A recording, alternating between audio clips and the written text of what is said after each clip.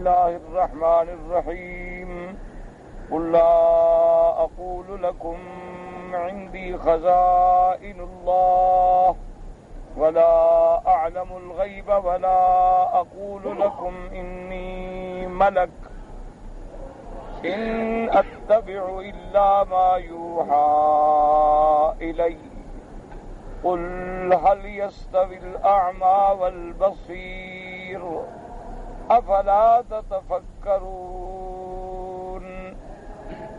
وأنذر به الذين يخافون أن يحشروا إلى ربهم ليس لهم من دونه ولي ولا شفيع لعلهم يتقون ولا تطرد الذين يدعون ربهم بالغداة والعشي يريدون وجهه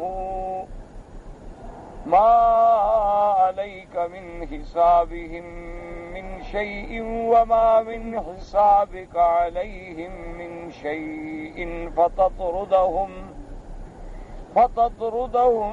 فتكون من الظالمين وكذلك فتنا بعضهم ببعض ليقولوا أهؤلاء من الله عليهم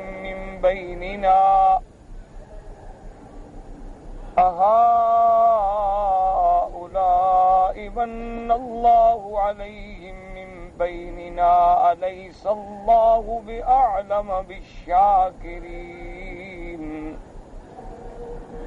فإذا جاءك الذين يؤمنون بآياتنا فقل سلام عليكم كتب ربكم على نفسه الرحمة أنه من عمل منكم سوءا بجهالة ثم تاب من بعده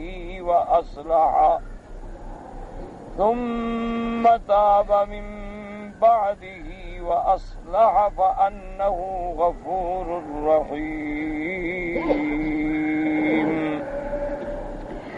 قال المؤلف والمفسر رحمه الله تعالى أدام النفع بعلومه وعلومكم في الدارين آمين. إلى أن قال الإمام أحمد رحمه الله تعالى حدثنا أصبات هو ابن محمد حدثني أشعث كردوسا بن مسعود رضي الله تعالى عنه قال مر الملأ من قريش على رسول الله صلى الله عليه وسلم وعنده خباب وصحيب وبلال وأمار رضوان الله تعالى عليهم أجمعين وقالوا يا محمد صلى الله عليه وسلم أرضيت بهؤلاء ونزل فيهم القرآن وأنذر به الذين يخافون أن يحشروا إلى ربهم إلى قوله أليس الله بأعلم بالشاكرين.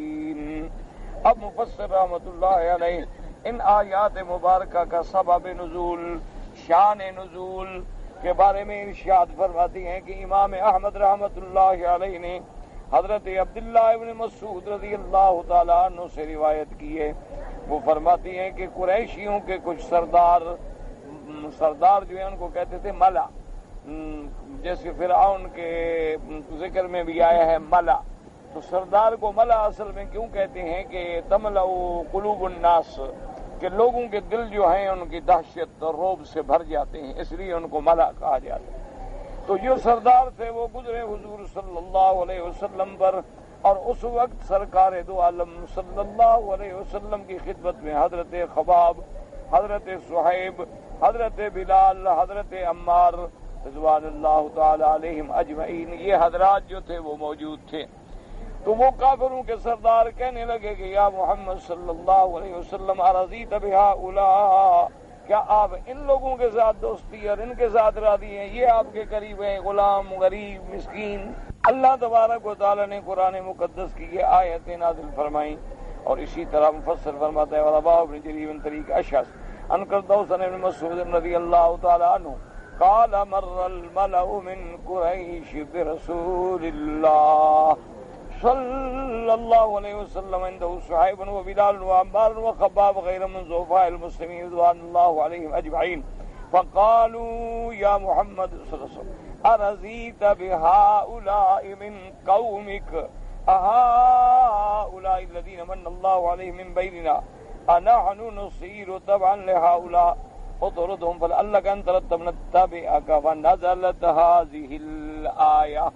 حضرت عبداللہ ابن مسعود رضی اللہ تعالیٰ عنہ روایت فرماتی ہیں کہ قریش کے کچھ سردار گزرے سرکار دو جہاں صلی اللہ علیہ وسلم کے پاس ضعفاء مسلمین جن میں حضرت خباب اور حضرت بلال اور حضرت عمار اور حضرت صہیب بیٹھے ہوئے تھے، اور بھی ضعفاء مسلمین چونکہ اسلام لانے والے اکثر جو تھے وہ ضعیف تھے، فقیر تھے، عبد تھے، غلام تھے.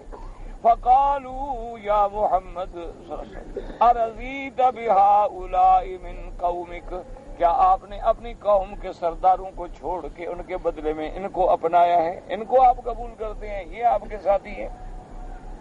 کیا یہی لوگ ہیں کہ اللہ نے ان پہ احسان کیا، ان کو تو اسلام کے لیے ہدایت کے لیے چن لیا اور ہمیں نہیں چنا؟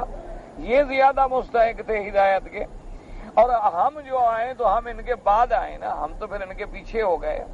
تو ہاں یہ ہو سکتا ہے کہ اطردہم، آپ ان کو بھگا دیں، فلعلک ان طردتہم نتبعک، ہو سکتا ہے کہ آپ ان کو بھگا دیں تو پھر ہم آپ کے پاس آئیں، آپ کے قریب آئیں. فنزلت هذه الآیہ، اللہ پاک نے قرآن مقدس کی یہ آیت نازل فرمائی، وَلَا تَطْرُدِ الَّذِينَ يَدْعُونَ رَبَّهُمْ بِالْغَدَاةِ وَالْعَشِيِّ يُرِيدُونَ وَجْهَهُ، اور اسی طرح كَذَلِكَ فَتَّنَّا بَعْضَهُمْ بِبَعْضٍ إلى آخر الآية. وقال ابن أبي حاتم حدثنا أبو سعيد بن يحيى قال حدثنا سعيد بن القطان قال حدثنا عمرو بن محمد العنقري حدثنا أسود بن نصر عن السدي عن أبي سعيد الأزدي وكان قارئ الأسد عن أبي الكنود عن خباب في قول الله عز وجل ولا تطرد الذين يدعون ربهم بالغداة والعشي.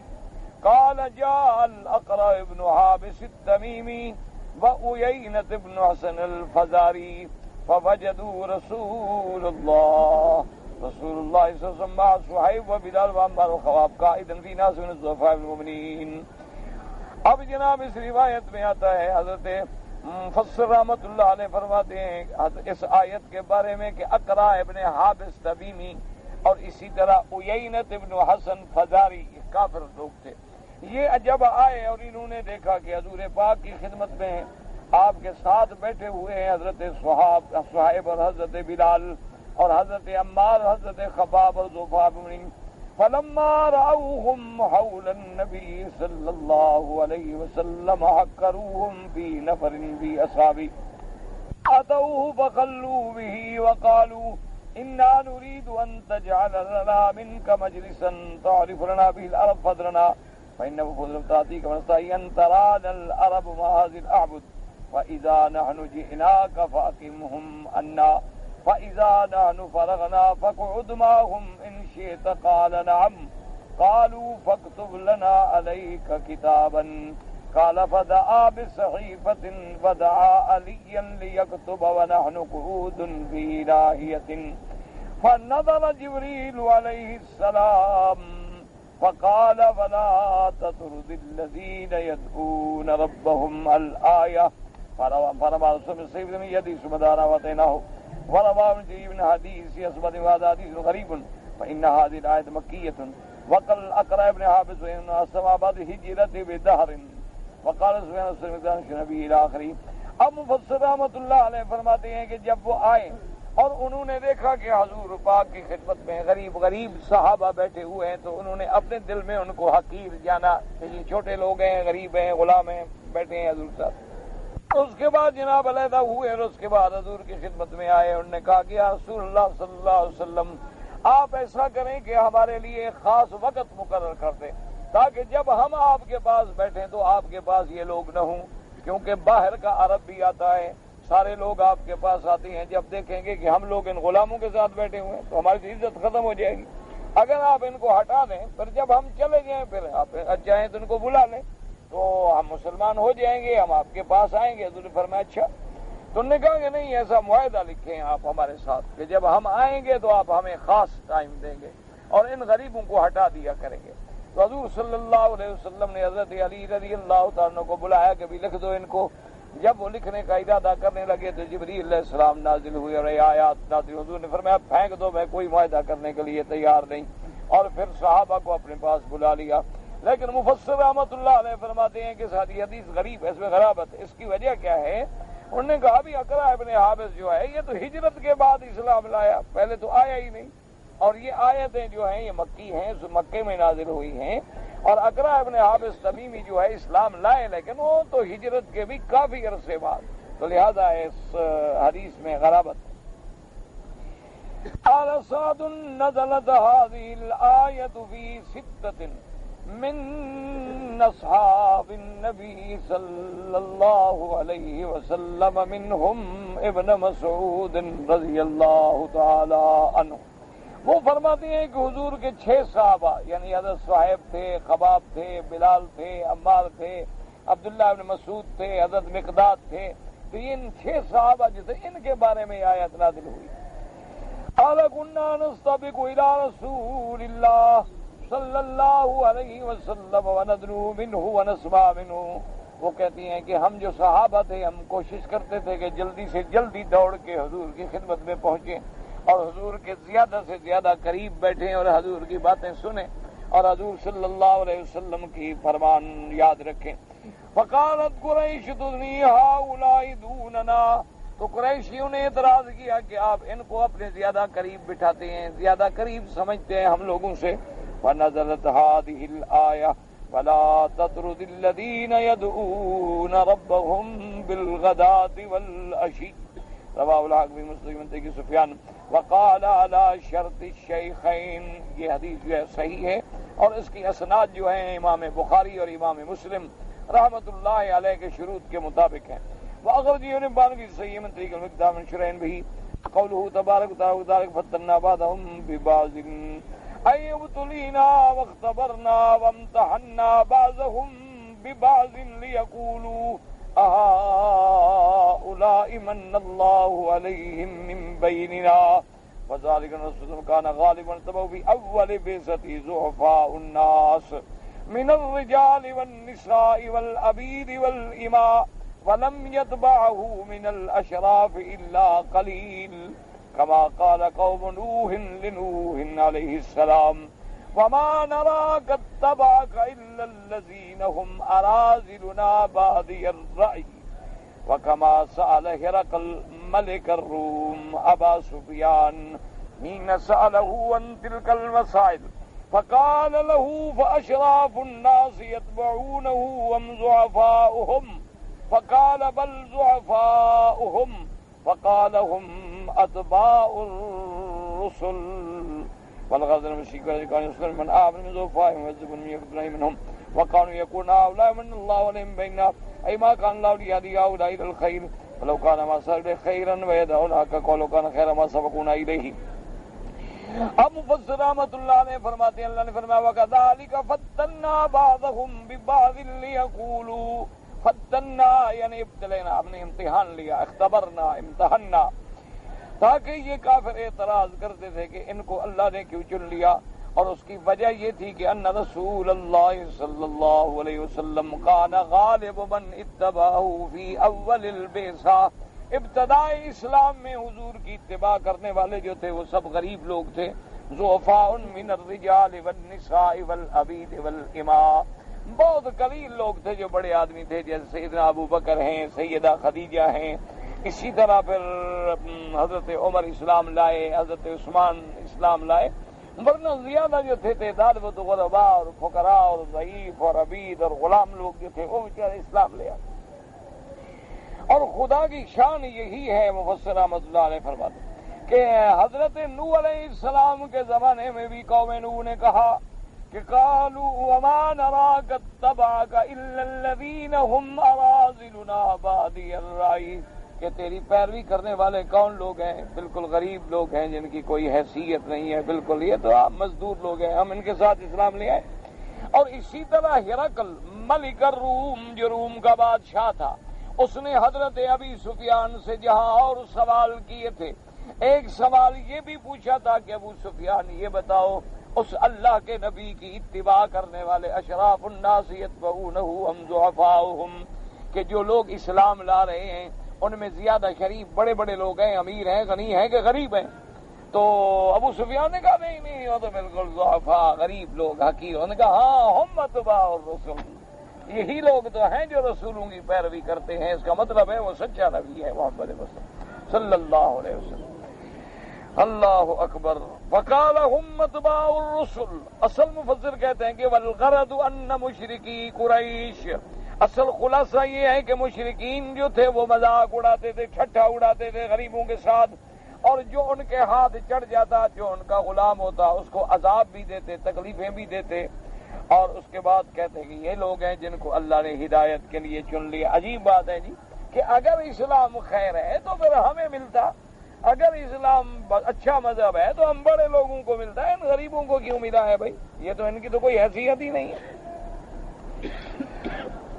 اسی طرح جیسے قرآن نے فرمایا وَإِذَا تُتْلَىٰ عَلَيْهِمْ آيَاتُنَا بَيِّنَاتٍ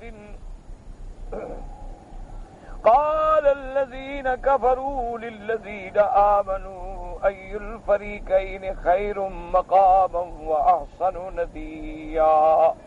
قال الله تعالى في جواب ذلك وكم أهلكنا قبلهم من قرن هم أحسن أثاثا ورئيا. وقال في جوابهم حين قالوا أهؤلاء من الله عليهم من بيننا أليس الله بأعلم بالشاكرين. اللہ نے جیسے قرآن پاک میں فرمایا کہ جب کافروں پہ قرآن پڑھا جاتا ہے، جب ان کو قرآن سنایا جاتا ہے، جب ان کو دعوت توحید دی جاتی ہے تو یہ بدبخت کہتے ہیں کہ لوگوں دیکھو غور کرو کون ہے ہماری مجلس بہتر ہے، ہمارے مکان بہتر ہیں، یا یہ غریب فقیر جن کو ٹھکانہ بھی نہیں ہے، جن کو رہنے کا مکان نہیں ہے. ہماری طاقت دیکھو، ہماری قوت دیکھو، دولت دیکھو. یہ کیسے کہ ان کو اللہ نے چن لیا ہے. اللہ پاک نے فرمایا وَكَمْ أَهْلَكْنَا قَبْلَهُمْ مِنْ قَرْنٍ هُمْ أَحْسَنُ أَثَاثًا وَرِئْيًا. اللہ نے فرمایا میرا مدنی صلی اللہ علیہ وسلم آپ ان کو جواب دیں کہ بدبختو تم سے پہلے کتنی قومیں ہیں جو تم سے زیادہ بہتر طاقت رکھتی تھی، تم سے زیادہ بہتر مکانات اور دولت کی مالک تھی، ہم نے ان کو ہلاک و برباد کر دیا ہے. کیونکہ اصل وجہ یہ ہے کہ کافر کی نظر میں عزت دولت کا نام، بس یہ سب سے بنیادی جھگڑا ہے. کافر، مشرک، بے دین، دہری جو بھی ہیں ان کی نظر اس دنیا میں ہے، اور ان کے نزدیک عزت کا پیمانہ جو ہے وہ دولت ہے اور دنیا، کہ جس کے پاس دولت ہے وہ معزز ہے، اور جس کے پاس دولت نہیں ہے وہ ان کے نزدیک جو ہے وہ معزز نہیں، وہ تو ذلیل ہے، وہ تو کچھ نہیں، اس کی تو کوئی حیثیت ہے. اور یہی وہ پیمانہ ہے جو آج بھی اللہ تبارک و تعالی ہم سب کو اور تمام عالم اسلام پہ اپنی ہدایت نازل فرما دیں. آج بھی پوری دنیا میں کافروں نے ایسے دماغوں میں ہمارے یہ بات ڈال دی ہے کہ ہر آدمی ایک اقتصادی دوڑ میں لگا ہوا ہے، بس دولت دولت دولت.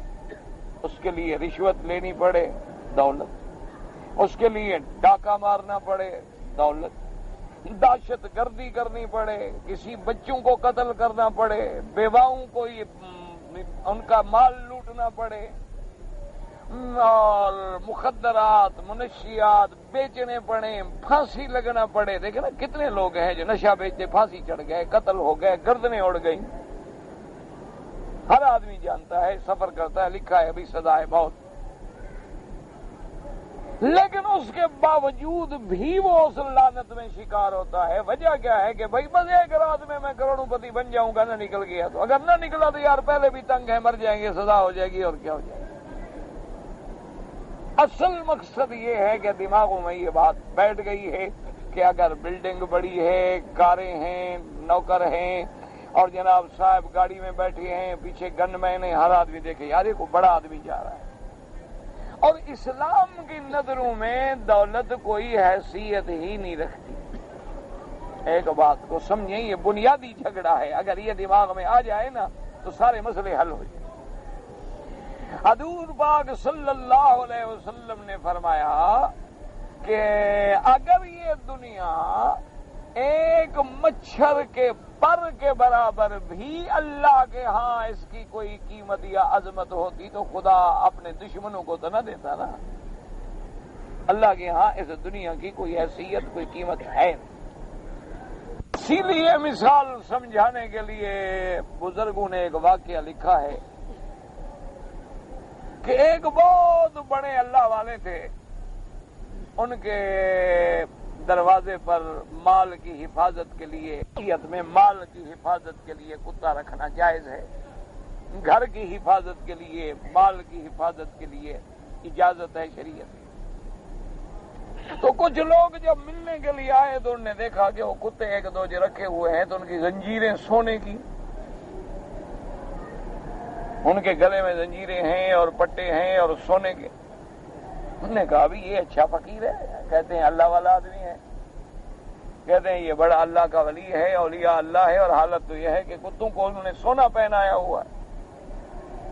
تو خیر وہ حاضر ہوئے، ملاقات ہوئی. جب صبر نہ ہو سکا تو پوچھ بیٹھے. انہوں نے کہا حضرت یہ اتنا بڑا اسراف کہ سونا اور کتوں کو. انہوں نے کہا جن کے لائق ہے انہی کے گلے میں تو میں نے ڈالا ہوا ہے. انہوں نے کہا یہی سبق دینے کے لیے تو میں نے ڈالا ہوا ہے کہ یہ چیز ہمارے لائق ہے ہی نہیں. اگر یہ مسلمان کے لائق ہوتی تو اللہ اپنے بندوں پہ کبھی حرام نہ کرتے. اللہ نے ہر نعمت اپنے بندے کے لیے حلال کی ہے لیکن مردوں کے لیے سونے کو حرام کر دیا جو زینت مقصود ہی نہیں. مشرکین مکہ کی نظر میں عزت تھی دولت کا نام، عزت تھی قبیلے کا نام، عزت تھی قوت کا نام.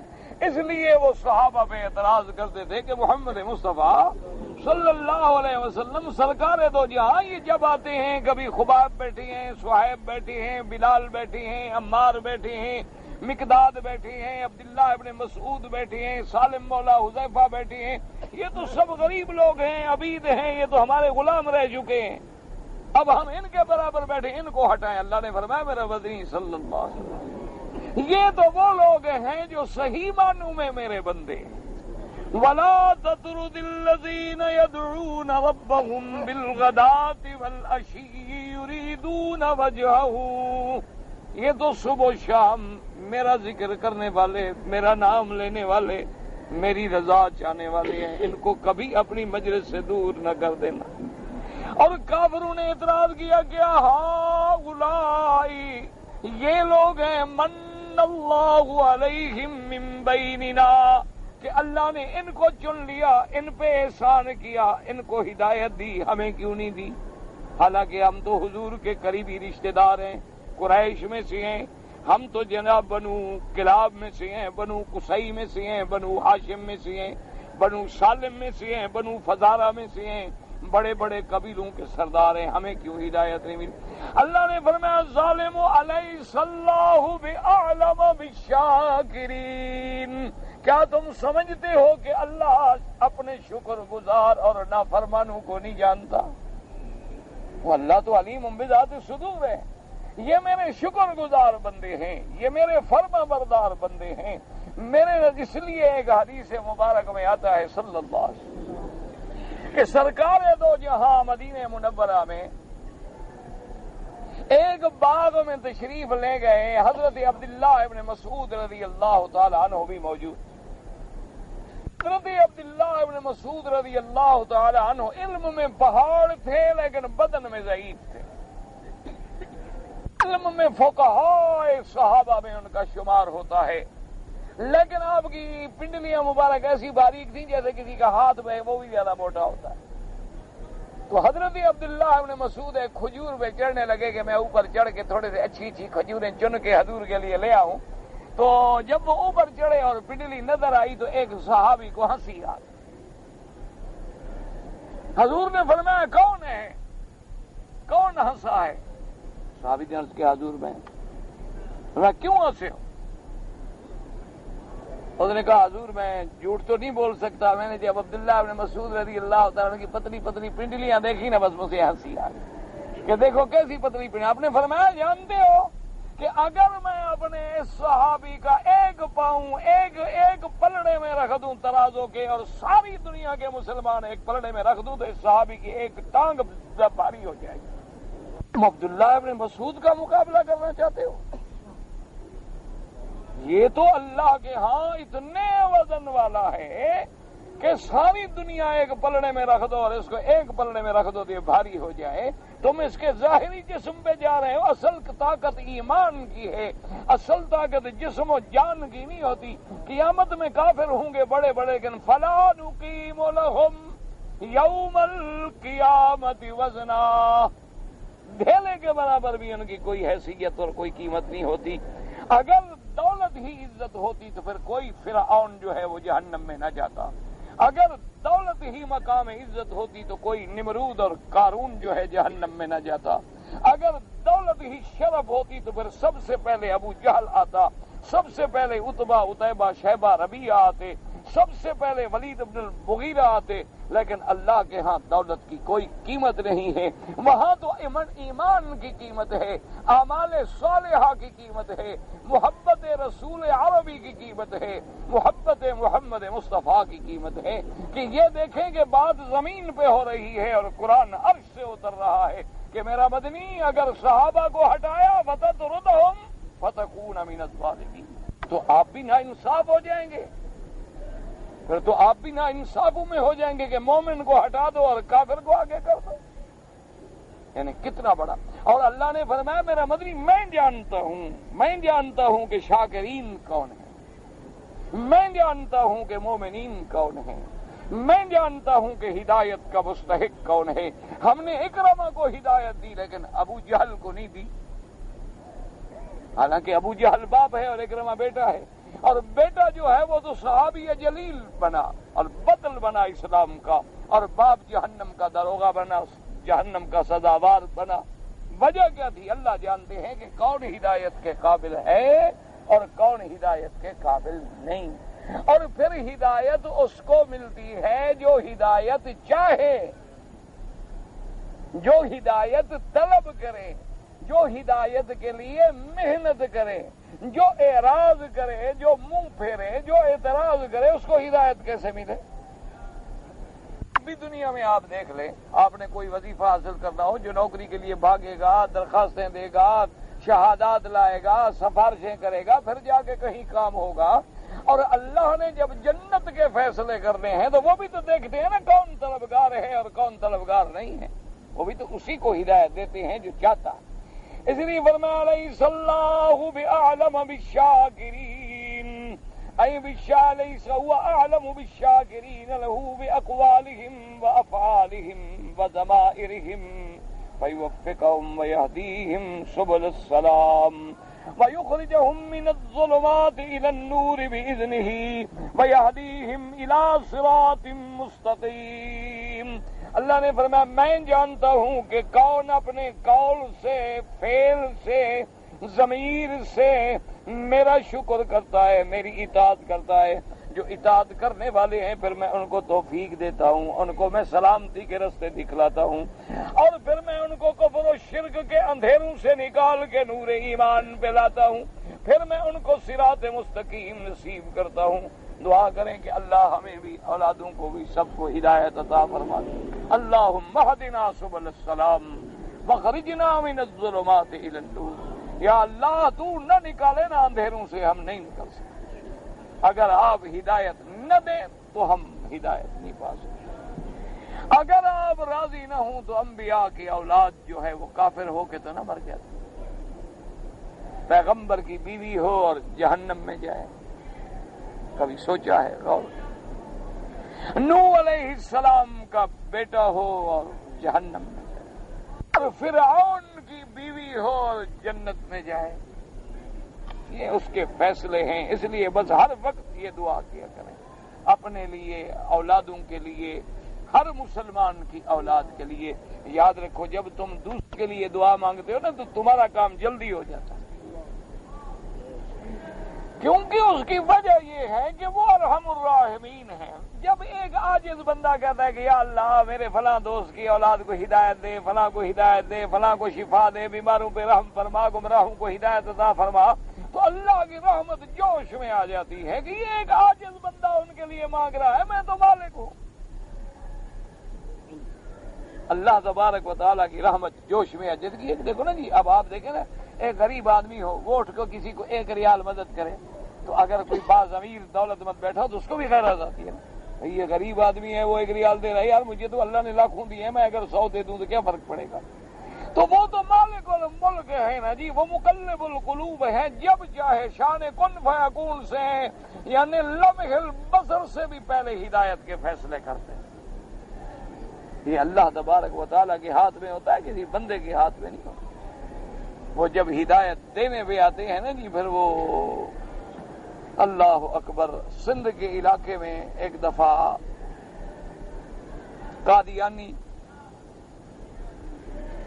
قادیانیوں کا فتنہ تھا، اور علماء حق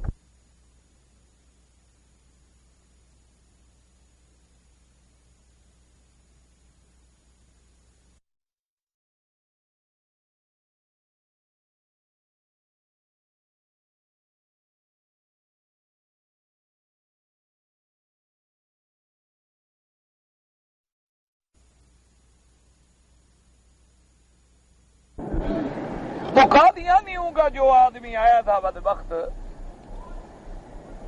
تو مناظرے کے دوران میں اس نے کوئی ایسی بات کی بدبخت نے جو ہمارے آقا سرکار دو جہاں کے شان کے خلاف، کیونکہ مرزا نے لکھا ہے کتابوں میں کہ نعوذ باللہ ہزاروں محمد میری جیب میں پڑے ہیں، نعوذ باللہ ثم نعوذ باللہ ثم نعوذ باللہ۔ تو اس بدبخت نے حضور کی شان میں گستاخی۔ خیر وہ مناظرہ ہار گئے، باطل باطل ہوتا ہے، حق حق ہوتا ہے۔ ایک آدمی تھا، اب بھی آپ جا کے پتہ کر سکتے ہیں، سندھ کے علاقہ، مجھے ان کے بستی یاد نہیں آ رہی، ورنہ میں بستی بھی جانتا تھا۔ وہ جی مانک خان تھا، ایک بلوچ، اس کا نام ہے مانک خان، دیہاتی، بالکل جاہل، یعنی جس نے کبھی الف با تا سا بھی نہیں پڑھا بیٹھ کے۔ اس بیچارے نے کبھی قرآن شریف تو بڑی نعمت ہے نا، پہلا قاعدہ بھی نہیں پڑھا، جاہل، بڑا پریشان، چہرے پہ پریشانی اور اضطراب۔ اور شام کو گھر پہنچا، بیوی نے دیکھا کہ بھئی آج خان کی شکل جو ہے بڑی پریشان ہے، سندھی تھا، بلوچ تھا، داڑھی تھی، تھا دیہاتی، جاہل۔ اس نے پوچھا کیا بات ہے خان صاحب؟ چپ۔ اب بیوی نے مجبور کر دیا، اس نے کہا بات کیا ہے؟ اس نے کہا بات یہ ہے کہ میں تو پڑھا لکھا تو ہوں نہیں، جاہل آدمی ہوں، جٹ آدمی ہوں۔ آج میں گیا تھا، مقابلہ تھا قادیانی بدبخت کا، تو اس نے سرکار دو جہاں کے شان میں گستاخی کی۔ مناظرہ تو ہار گیا، اور لوگ بھی نعرے شعرے لگا کے جیت گئے، مسلمان تو چلے گئے، وہ بھی چلا گیا۔ تو اس وقت سے مجھے چین نہیں آتا کہ میرے مدنی کو برا کہے اور میں زمین پہ زندہ رہوں۔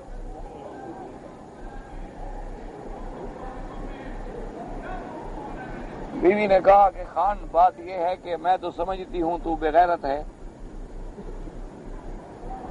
اس نے کہا کیا مطلب؟ اس نے کہا تو زندہ آ کیوں گیا گھر؟ اسی وقت مر جانا تھا یا مار دینا تھا، بدبخت ادھر کیا کرنے آیا ہے؟ حضور کی توہین سن کے اپنے پاؤں پہ چل کے گھر آ گئے ہو مجھے بتانے کے لیے، اب کہتے ہو مجھے افسوس ہے، تمہارے جیسا بے غیرت میرا شوہر نہیں ہو سکتا، مجھے طلاق دو، میں جاتی ہوں۔ یہ لوگ ہیں، یہ تو دشمنوں نے اڑایا ہوا ہے نا کہ سندھی اسلام نہیں چاہتے، نعوذ باللہ، خدا کے بندے، وہ تو باب الاسلام ہے۔ ہاں تو ایسے ایسے علماء پیدا ہوئے ہیں کہ آپ حیران ہو جائیں۔ دیکھو طلاق شراک کی بات نہیں ہے، بس ٹھیک ہے، میں نے بھی اپنے دماغ میں ایک فیصلہ، اس نے کہا خان بس میرے گھر میں اس دن آنا جب وہ دشمن زمین پہ نہ ہو۔ میں اسی وقت اٹھا، کلاڑی چھپائی جیب میں، پہنچا، رات کو ٹکڑے ٹکڑے پیش ہو گیا تھا۔ انہوں نے کہا تمہیں کس نے بلایا؟ اللہ کے بندے خام خواہ آ گئے ہو، نہ مدعی ہے نہ گواہ، بھاگ جاؤ۔ کافر ہے، محمد مدنی کا گستاخ ہے، ہم چلو پولیس والے ہیں تو ہم بھی کافر ہیں، کوئی مسلمان تو ہیں آخر ہم بھی. اور تم نے بہت اچھا کیا ہے، جو کچھ کیا ہے تم نے بہت اچھا کیا، چپ کر کے بس بھاگ جاؤ، تم پھر خود خام کا آ گئے ہو کلاڑی لے کے. انہوں نے کہا کہ نہیں، مدنی کے دشمن کو مار کے مجھ سے بغیرتی نہ کراؤ. میں نے مارا ہے، بس ختم ہو گئی بات. مجبور ہو گئے، گرفتار کر لیا. ساری دنیا نے زور لگا لیا کہ بھئی تم اپنے بیانات میں منحرف ہو جاؤ. انہوں نے کہا میں کیسے منحرف ہو جاؤں، میں جب رات کو سوتا ہوں تو محبوب کی زیارت ہوتی صلی اللہ علیہ وسلم. دعا کرو اللہ ہمیں بھی نصیب کرے. گناہگار ہیں لیکن کلمہ تو پڑھتے ہیں، مسلمان تو ہیں آخر. ہم گندے ہیں، گناہگار ہیں، خطا کار ہیں، گناہوں میں ڈوبے ہوئے ہیں، لیکن اللہ کے بندے اور حضور کی امت تو ہیں نا. اللہ بڑی دنیا نے تو انہوں نے کہا سوال ہی پیدا نہیں ہوتا. انہوں نے کہا جب میں خواب میں حضور کی زیارتیں کر رہا ہوں اور حضور مجھ پہ راضی ہیں، خوش ہیں، تو اب میرا اور مجھے کیا چاہیے. اللہ کی شان دیکھیں، خدا کی قدرت ہے. مقدمہ چلتے چلتے چلتے ایک ایسے جج کے پاس ہے، وہ جج بھی کوئی حلالی تھا، اس نے بری کر دیا. انہوں نے کہا جو ہو جائے گا، میری نوکری چلی جائے، میں محمد مدنی کے عاشق کو سزا نہیں دے سکتا. انہوں نے کہا زیادہ سے زیادہ نوکری سے ہٹا دیں گے اور کیا کر دیں گے یار. ایک جج جاہل ہے، اس کو محمد پاک کی اتنی غیرت ہے. ہم پڑھے لکھے بچ گئے، اللہ نے بچا بھی دیا. کئی علماء گئے ملے، میں تو خیر نہیں مل سکا ان بیچاروں کو، اب تو فوت ہو گئے، اللہ ان کی قبر پہ رحمت کرے. تو اصل بات یہ ہے کہ اللہ تو دلوں کے فیصلے جانتا ہے. جو بلال کے دل میں ہے وہ ابو جہل کو کہاں نصیب، جو حضرت عمار کے دل میں ہے، حضرت مقداد کے دل میں ہے، حضرت ابو ذر کے دل میں ہے، عبداللہ ابن مسعود کے دل میں ہے، اور ان کو کیا پتا، ان بدبختوں کو ان کو کیا پتا مقام محمد کا صلی اللہ علیہ وسلم. انہوں نے تو محمد ابن عربی کو دیکھا لیکن ان کے مقام نبوت اور رسالت کو نہ سمجھ سکے. اس لیے اللہ نے فرمایا میرا مدنی میں جانتا ہوں، الیس اللہ بعلم بالشاکرین، میرے شکر گزار باقوالہم وافعالہم وضمائرہم، جو اپنی زبانوں سے بھی میرا شکر کرتے ہیں، اپنے عمل سے بھی میرا شکر کرتے ہیں، اپنے فکر سے بھی میرا شکر کرتے ہیں. اور یہ تیرے مخلص صحابہ ہیں اور میرے مخلص بندے ہیں، میرے ایمان والے بندے ہیں. میں ان کو نہ چنوں تو ان ظالموں کو چنوں جو اللہ کی توحید کے بھی منکر ہیں، محمد مدنی کی رسالت کے بھی منکر ہیں. اس لیے اللہ نے فرمایا کہ میری فیصلہ اسی کے حق میں ہوگا جو میری ہدایت چاہے گا. جیسے فرمایا والذین جاہدوا فینا لنہدینہم سبلنا وان اللہ لمع المحسنین. اللہ نے فرمایا جو آدمی ہمارے رستے کے لیے کوشش کرتا ہے پھر ہم بھی ان کو ہدایت کرتے ہیں، رستے کھول دیتے ہیں. وفی الحدیث الصحیح ان اللہ لا ينظر الى صورکم ولا الى الوانکم ولكن ينظر الى قلوبكم واعمالکم. اور صحیح حدیث میں آتا ہے کہ اللہ پاک نہیں دیکھتے تمہاری شکلوں کو، تمہارے رنگ کو کہ یہ گورا ہے، یہ سفید ہے، لال ہے، کیسا ہے، نہ تمہاری ظاہری صورت کو دیکھتے ہیں، بلکہ اللہ کی نظر میں تو تیرے دل اور تیرے عمل کی اہمیت ہے کہ تمہارے دلوں میں ایمان ہے کہ نہیں، تمہارے اعمال صالحہ ہیں کہ نہیں. صورت کچھ نہیں، لاکھوں کروڑوں خوبصورت ایمان سے کہیں تمہارا جذبہ کیا کہتا ہے. 1400 سال گزر گئے ہیں، آج بھی ہمارا ایمان کیا کہتا ہے. ایک طرف لاکھوں جمیل ہوں، حسین ہوں، اور ایک طرف بلال ہو حبشی، تو ان کے جمال کو کیا کریں گے.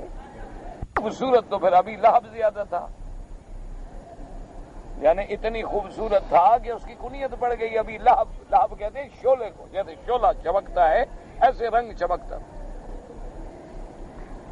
خوبصورت اور لمبا تڑنگا تو پھر ابھی جال بھی بڑا تھا.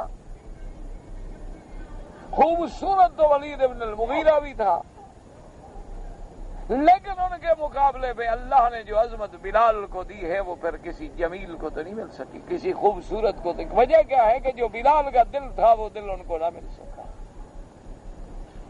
قال ابن جریر حدثنا القاسم قال حدثنا الحسن الحجاج ان ابن جریج ان اکرمۃ فی قوله وانذر به الذین یخافون ان يحشروا الى ربهم قال جاء عتبة بن ربيعة وشيبة بن ربيعة ومطعم بن عدي والحارث بن نوفل وقرزة بن عبد عمرو بن نوفل في أشراف من بني عبد مناف من أهل الكفر إلى أبي طالب۔ اب یہ کہتی ہیں کہ عتبہ ابن ربیعہ، شیبہ ابن ربیعہ، مطعم ابن عدی، حارث ابن نوفل، قرزت ابن عبد عمرو ابن نوفل، یہ بڑے بڑے سرداروں کو لے کے، بنی عبد مناف کے بھی سرداروں کو لے کے ابی طالب کے پاس آئے اور آ کے ابی طالب سے کہا فقالوا یا ابا طالب لو ان ابن اخیک محمدا صلی اللہ علیہ وسلم یطرد عن موالينا وولفانا فانهم عبیدنا وعتقاؤنا قال اعظم في صدورنا واطبع له عندنا وادنى لاتباعنا اياه وتصديقنا له۔ ابی طالب کے پاس آئے اور کہنے لگے کہ ابی طالب آپ ایسا کریں، ان ابن اخیک محمدا صلی اللہ علیہ وسلم، آپ کے بھائی کا بیٹا یعنی بھتیجا حضرت محمد مصطفیٰ صلی اللہ علیہ وسلم، اگر ان غلاموں کو، یہ غلام لوگ ہیں، موالی لوگ ہیں، ہمارے غلام تھے، ہمارے حلفاء تھے، ہم نے ان کو آزاد کیا، اگر ان کو ہٹا دیں، ان کو دور کر دیں تو پھر ہمارے دلوں میں کچھ حضور کی عزت ہوگی، عظمت ہوگی، اور حضور کے ہم قریب آئیں گے، حضور کے جب ہم قریب آئیں گے تو حضور کی تصدیق بھی کریں گے۔ قال فاتا ابو طالب النبی صلی اللہ علیہ وسلم فحدثه بذلك وقال عمر بن الخطاب رضی اللہ عنہ فضل ذلك تنظر ما الذي يريدون والى ما يسيرون من قولهم۔ ابی طالب آیا حضور کی خدمت میں اور آ کے کہنے لگا کہ یا محمد صلی اللہ علیہ وسلم، بڑے بڑے سردار آئے تھے، اگر آپ ان غلاموں کو دور کر دیں تو ہو سکتا ہے وہ مسلمان ہو جائیں۔ حضرت عمر نے بھی کہا کہ یا رسول اللہ کوئی بات نہیں، ہم تو غلام ہیں ہی ہیں نا، کوئی حرج نہیں، دیکھ لیں وہ کیا چاہتے ہیں، ان کی نیت کیا ہے، پتہ نہیں شاید مسلمان ہو جائیں۔ اللہ نے قرآن نازل کیا کہ میرا مدنی خبر چھوڑ دیں، ان کو اپنے صحابہ کو قریب رکھیں، آپ ان کو ڈرائیں جو رب سے ڈرتا ہے۔ انزل اللہ عز وجل وانذر به الذین یخافون ان یحشروا الى ربهم الى قوله الیس اللہ باعلم بالشاکرین۔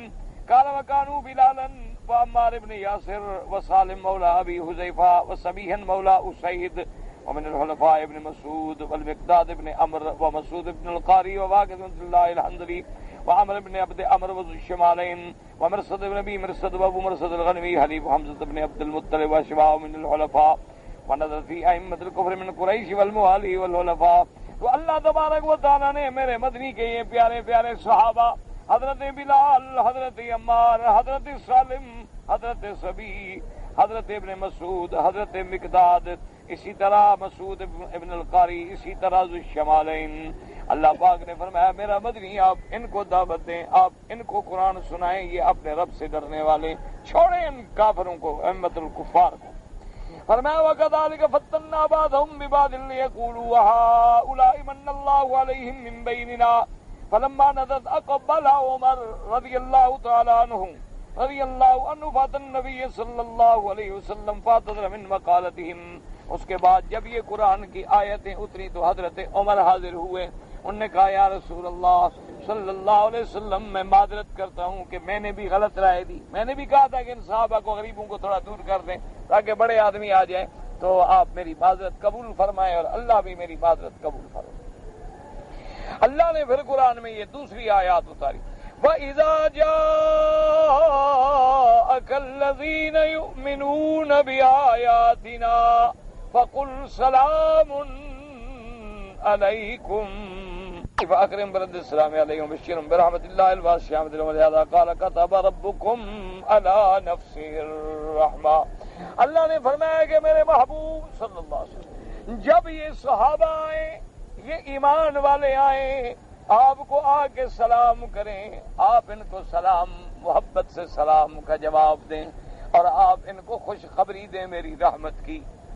ایک تو ہے نا جی کہ جب صاحب آئیں گے السلام علیکم تو حضور بھی فرمائیں گے وعلیکم السلام، لیکن یہ اللہ نے حکم دیا ہے کہ میرا مدنی آپ ان کو سلام، یعنی ان پہ سلامتی بھیجیں۔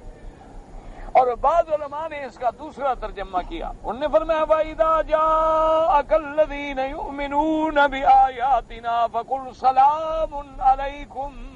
انہوں نے کہا ایک تو مطلق سلام ہے نا، وہ تو سب کے لیے تھا، تو پھر اللہ نے جو یہ اتارا مانا یہ تھا میرا مدنی تیرے صحابہ تو اتنی شان والے ہیں، جب تیری مجلس میں آئیں تو ان پر اپنے اللہ کا سلام پیش کرو کہ اللہ ان پہ سلام بھیجتا ہے۔ جیسا کہ ایک صحیح حدیث میں آیا ہے، حضور پاک صلی اللہ علیہ وسلم بیٹھے ہیں، سیدنا ابی بکر بیٹھے ہیں، صحابہ بیٹھے ہیں، حضرت جبریل علیہ السلام نازل ہوئے اور آقا ان ربک یقرئک السلام کہ محمد مصطفیٰ آپ کے رب نے آپ پہ سلام بھیجا ہے، اور اللہ فرماتے ہیں کہ میرا سلام ابو بکر کو بھی پیش کر دیں، ابو بکر سے بھی کہیں کہ اللہ آپ پر سلام بھیج دے۔ اور صرف سلام نہیں بھیج رہے بلکہ پوچھتے ہیں کہ ابو بکر میں تو تم سے راضی ہوں، تو بھی اپنے رب پہ راضی ہے کہ نہیں؟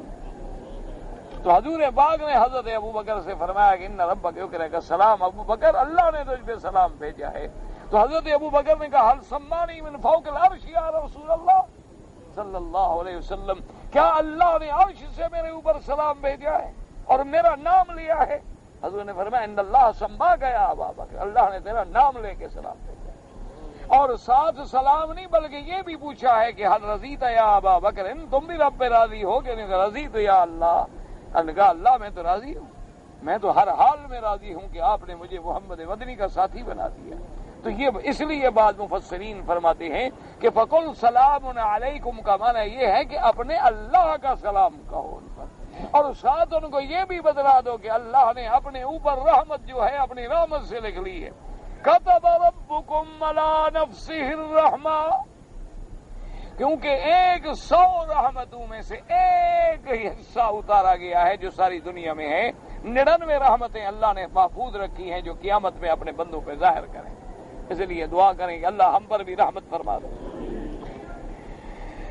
فرماتے ہیں اوجب حالا نفس الکریمۃ تفضلا منہ واحسانا وامتنانا، کیونکہ اللہ پر کچھ واجب نہیں، لا یجب علی اللہ شیء، اگر اللہ نے واجب کیا یہ بھی اس کا فضل ہے، احسان ہے اور منت ہے، ورنہ اللہ پہ کسی کا کیا ضروری ہے، لازم ہے، واجب ہے۔ اس کے بعد فرماتے ہیں انہ من عمل منکم سوءا بجہالۃ قال بعض السلف کل من نسى اللہ فهو جاہل، اللہ نے فرمایا کہ جو آدمی کوئی جہالت سے گناہ کر بیٹھے، غلطی کر بیٹھے تو ڈرے نہیں، اللہ اپنی رحمت سے معاف کرنے والے ہیں۔ اس لیے علماء فرماتے ہیں کہ من نسى اللہ، جو بھی اللہ کی نافرمانی کرے وہ جاہل ہے۔ کیوں؟ جاہل نہ ہوتا تو نافرمانی کیسے کرتا؟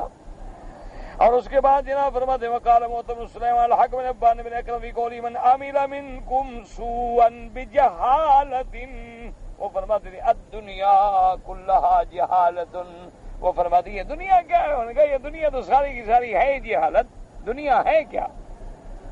ثم تاب من بعدہ واصلح ای رجع اما کان علیہ من المعاصی وَأَقْلَعَ وَعَزَمَ اللہ يعود وَأَصْلَحَ الْعَمَلَ فِي الْمُسْتَقْبِلِ، صرف یہ نہیں کہ توبہ کر لے، توبہ کرنے کے بعد لوٹ آئے، اپنے اعمال کو اچھا کر دے۔ اسی سے علماء نے استدلال کیا ہے کہ گناہ جو ہیں وہ دو قسم ہوتے ہیں، ایک حقوق اللہ میں ہے اور ایک حقوق العباد میں ہے۔ جیسے نماز نہیں پڑھی تو یہ حقوق اللہ ہے، اگر کسی کا پیسہ کھا گئے یہ حقوق العباد ہے۔ تو نے فرمایا اصلاح کا معنی یہ ہے کہ اگر حقوق اللہ ہے تو قضا کرے، اور اگر بندوں کے حق ہیں تو ادا کرے۔ اصلاح کا معنی یہ ہے، یہ نہیں کہ لاکھوں روپے کھا جائے اور کہا جی میں نے توبہ کر لی ہے، نہ، پھر وہ ادا کرتے ہیں۔ اسی طرح ایک آدمی نے نماز ہے چھوڑی ہے، قضا ہو گئی، کہا جی میں نے توبہ کر لی ہے، ٹھیک ہے اللہ گناہ معاف کر دیں گے، لیکن جب توفیق ہے تو ادا کر۔ اسی لیے حضور سے نماز قضا ہوئی تو آپ نے ادا فرمایا۔ اس لیے فرماتی ہے کہ اس کے بعد فَأَنَّهُ غَفُورٌ رَحِيمٌ۔ قال الامام احمد حدثنا عبد الرزاق قال حدثنا معمر عن حماد بن عبد قال هذا ما حدثنا ابو هريره رضي الله تعالى عنه قال قال رسول الله صلى الله عليه وسلم ما قضى الله على الخلق كتب في كتاب فهو عنده فوق العرش ان رحمتي غلبت غضبي اخرجہ فی الصحیحین۔ اب مفسر رحمۃ اللہ علیہ فرماتی ہیں حضرت ابی ہریرہ رضی اللہ تعالیٰ عنہ سے روایت ہے، اور یہ حدیث جو ہے بخاری اور مسلم میں بھی موجود ہے، اللہ پاک نے جب مخلوق پیدا فرما دی اور مخلوق کے لیے احکام جاری فرمائے تو اللہ نے عرش پر ایک حکم دیا کہ لکھ کے کتاب رکھ دی جائے، ان رحمتی غلبت غضبی، کہ میری رحمت جو ہے میرے غضب پہ غالب ہے، میری رحمت جو ہے وہ زیادہ ہے۔ وہاں قضا رواہ الامش نبی صلی نبی موسیٰ نبی وقضا رواہ اللیث وغیرہ ان محمد بن جان نبی ہریرہ رضی اللہ تعالیٰ عنہ عن النبی صلی اللہ علیہ وسلم بذلك وقد رواه مرتبہ من طریق الحکم ابن ابان کرامۃ عن ابن عباس رضی اللہ تعالیٰ عنہ قال قال رسول اللہ فرغ اللہ من القضاء من الخلق اخرج کتابا من تحت العرش ان رحمتی سبقت غضبی وانا ارحم الراحمین فيقبض قبضة أو قبضتين فيخرج من النار خلقا لم يعملوا خيرا مكتوب بين أعينهم اتقاء الله۔ حضرت ابن عباس فرماتی ہیں کہ قیامت والے دن جب اللہ تبارک و تعالی فیصلہ فرما دیں گے، جب ساری مخلوق کا فیصلہ ہو جائے گا، اللہ تبارک و تعالی عرش سے لکھا ہوا ایک حکم نکالیں گے جس پہ لکھا ہوگا کہ میری رحمت جو ہے میرے غضب پہ سبقت لے گئی، اور اس پہ لکھا ہوگا کہ انا ارحم الراحمین۔ پھر اللہ تبارک و تعالیٰ اپنے ہاتھ سے ایک دفعہ ایک قبضہ، ایک منٹ یا دو دفعہ قبضہ جو اللہ کی شان کے لائق ہے بھریں گے، اور جہنم میں وہ لوگ جو پڑے ہیں ایمان تو ہے لیکن انہوں نے کبھی اچھا کام نہیں کیا تھا، عمل کوئی اچھا نہیں تھا لیکن تھے مسلمان، تھے ایمان پہ مرنے والے، اللہ ان سب کو نکالیں گے جہنم سے اور ان کی پیشانیوں پہ لکھ دیں گے یہ وہ لوگ ہیں جن کو اللہ نے جہنم سے آزاد کر دیا ہے، اپنی رحمت کے ساتھ آزاد کر دیا۔ اللہ ہم سب کو بھی جہنم سے آزاد فرما دے۔ وقال رضا قال اخبرنا باب الناس مسلمان ابي عثمان النهدي سلمان في قوله كتب ربكم على نفسه الرحمة قال إنا نجد في التوراة أتفتين أن الله خلق السماوات والأرض فخلق 100 رحمة أو جعل 100 رحمة قبل أن يخلق الخلق ثم خلق الخلق ففزع بينهم رحمة واحدة وأمسك عنده 99 رحمة۔ اب حضرت سلمان فرماتی ہیں کہ تورات میں اللہ کی دو مہربانیوں کا ذکر ہے کہ جب اللہ نے آسمان و زمین پیدا کیے تو 100 رحمت پیدا فرمائی، اور 100 رحمت جو ہے یہ خلق کے پیدا کرنے سے پہلے جب اللہ نے مخلوق پیدا کی تو صرف ایک رحمت ان میں اتار دی۔ یہ اسی ایک رحمت کا اثر ہے جو لوگوں میں محبت ہے، عطف ہے، پیار ہے، محبت ہے، ایک دوسرے پہ قربانیاں دیتے ہیں، ایک دوسرے پہ خرچ کرتے ہیں، ایک دوسرے کی زیارت کرتے ہیں، اور 99 رحمتیں جو ہیں اپنے پاس رکھ دی۔ اب جناب فرماتی ہیں کہ یہ وہی ایک رحمت کا حصہ ہے کہ تو ہن الناقۃ وبیات بیغ البقرہ وبیات الغشات، کہ ایک اونٹنی کو بھی بچے پہ رحمت ہے، ایک بکرے کو بھی بکری پہ رحمت ہے، اسی طرح دیکھیں مچھلیوں کو بھی آپس میں رحمت ہے۔ یہ صرف ایک رحمت ہے انسانوں میں، جنوں میں، حیوانوں میں، چرند میں، پرند میں۔ فَإِذَا كَانَ يَوْمُ الْقِيَامَةِ، جب قیامت کا دن آئے گا، جمع اللہ تلک الرحمت الی ما عنده ورحمته افضل واوسع، اللہ حکم فرمائیں گے اب ایک رحمت وہ اور 99 رحمت 100 رحمتوں کو اکٹھا کر کے اپنے بندوں پہ رحمت فرمائیں گے، پھر وہ کتنی رحمت ہوگی؟ یہ تو ایک رحمت ہے نا جو ساری مخلوق میں ہے، تو جب 99 بھی اور مل جائیں گی۔ اس لیے مفسر فرماتے ہیں کہ اللہ کی رحمت بہت بڑی ہے، سوچ بھی نہیں سکتے ہم۔ وقد روى هذا مرفوعا من وجه آخر سيأتي كثير من الأحاديث الموافقة لهذه عند قوله تعالى رحمته وسعت كل شيء، ومما يناسب هذه الآية من الأحاديث أيضا قوله لمعاذ بن جبل رضي الله تعالى عنه أتدري ما حق الله على العباد أن يعبدوه ولا يشركوا به شيئا ثم قال أتدري ما حق العباد على الله اذا هم فعلوا ذلك اللہ يعذبهم وقد رواه الامام الطریق من زیان رضی اللہ تعالیٰ عنہ۔ اب مفسر رحمۃ اللہ نے فرماتی ہیں کہ بہت ساری احادیث مبارک ہیں اس معنی میں، اور اسی طرح حضرت معاذ بن جبل رضی اللہ تعالیٰ عنہ کو جب سرکار دو عالم نے فرمایا معاذ کیا جانتے ہو کہ اللہ کا حق بندوں پہ کیا ہے؟ تو اس کے بعد حضور نے فرمایا اللہ کا حق یہ ہے کہ اسی کی عبادت کرو اور اس کے ساتھ شرک نہ کرو۔ یاد رکھو دعا بھی عبادت، پکار بھی عبادت، سجدہ رکوع بھی عبادت، نظر نیاز بھی عبادت، یہ صرف اللہ کے لیے ہو اور کسی غیر کے لیے نہ ہو۔ یہ تو اللہ کا بندوں پہ حق ہے۔ اچھا بندوں کا اللہ پہ کیا حق ہے؟ حالانکہ ہے تو کوئی نہیں، لیکن اس کا کرم ہے۔ وہ کیا حق ہے کہ اگر وہ موحد بن جائیں اور شرک سے بچ جائیں تو اللہ نے فرمایا پھر بندوں کا مجھ پر حق ہے کہ میں ان کو عذاب نہیں دوں گا، میں ان کو جہنم نہیں دوں گا، بلکہ میں بھی رحمت کے ساتھ ان کو جنت عطا فرماؤں گا۔ اللہ پاک ہم تیرے بندے ہیں، گناہگار ہیں، رحمت کے طلبگار ہیں۔ میرا پوتا بیمار ہے، اللہ تمام بچوں کو، اللہ ہر مسلمان کے بچوں کو، بیماروں کو شفائے کاملہ عطا فرمائے۔ سے دعا کریں اللہ سب پہ رحمت کر دے اور ان کی ظاہری، باطنی، روحانی، جسمانی سب بیماریاں دور کر دے۔ اللہ بچوں کو حیا بھی دے اور شفا بھی دے۔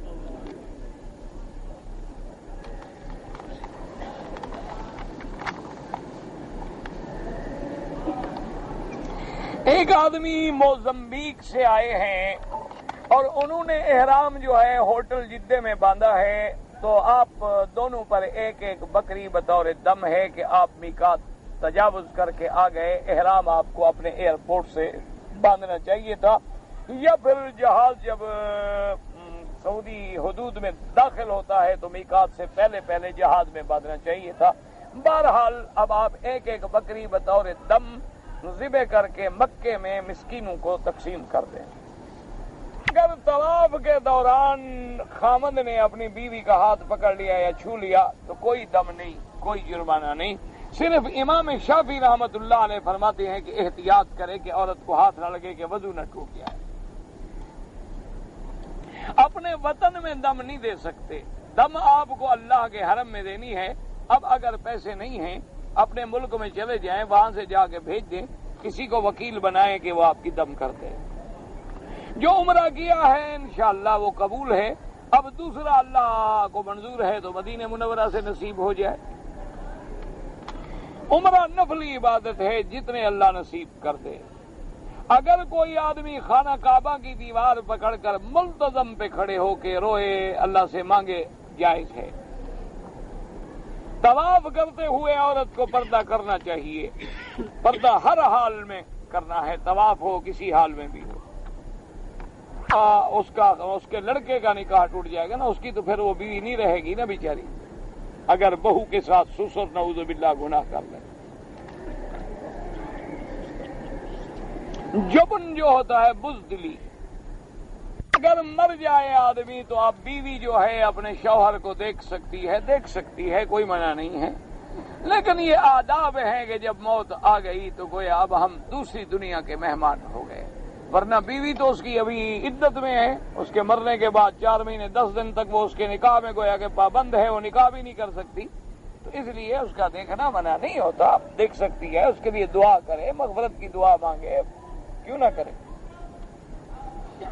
اگر کوئی آدمی بینک آفیسر ہے، اس کے گھر میں کھانا جو ہے، دیکھو بھائی، ایک ہے تقوی، تقوی کا مقام تو یہ ہے کہ ایسے لوگوں کے گھر میں کھانا نہ کھائیں کیونکہ آخر مشتبہ پیسہ ہے۔ ایک ہے فتویٰ، علماء کہتے ہیں کہ جائز ہے، وہ اپنی نوکری کی تنخواہ لیتا ہے، وہ سود تو نہیں لے رہا نا۔ پھول ہے یا بوٹی ہے جس کو مریم کہتے ہیں، تو یہ تو حکیم سے پوچھیں، اس کا مولوی کو تو کوئی پتہ نہیں ہوتا نا۔ اگر جو گلاس حرم شریف میں استعمال ہوتے ہیں پانی کے لیے، ہم ان کو گھر لے جائیں، لوگ حرم لے آئیں، تم حرم کے چوری کر کے گھر لے جاؤ، بڑے اچھے آدمی ہو بھائی، ماشاءاللہ۔ لوگ لے آتے ہیں کہ الٹا حرم میں خدمت ہو لوگوں کی، تم جو حرم میں رکھے ہوئے ہیں وہ بھی اٹھا کے لے جاؤ، کے لیے ہیں، وقف حرم ہیں، اس کے علاوہ استعمال نہیں ہو سکتے۔ اگر میں ظہر کی اذان سے پہلے 5 یا 10 منٹ مسجد میں آیا تو بالکل آپ 2 رکعت تحیت المسجد پڑھیں، پھر اذان کے بعد ظہر کی سنتیں پڑھیں، بالکل۔ کے سلام پھیرنے کے بعد جو لوگ سر میں ہاتھ لگا کے اشہد ان لا الہ الا اللہ، ایسا کسی حدیث مبارک میں نہیں آیا، ویسے اشہد ان لا الہ الا اللہ پڑھیں۔ میں نے 12ویں تاریخ کو زوال کے بعد کنکریاں ماری اور کنکریاں مار کے مینا سے میں مکے آیا، لیکن رش کی وجہ سے پھنس گیا، اور میں نے طواف زیارت جو ہے وہ غروب کے بعد کیا ہے۔ حنفی مسلک میں تو دم پڑ گئی، کیونکہ غروب ہو گیا 12 کا، اس کے بعد طواف زیارت کرے تو بکری دین تو بکری دین تو بکری دین تو بکری دین تو بکری دین تو بکری دین تو بکری دین تو بکری دین تو بکری دین تو بکری دین تو بکری دین تو بکری دین تو بکری دین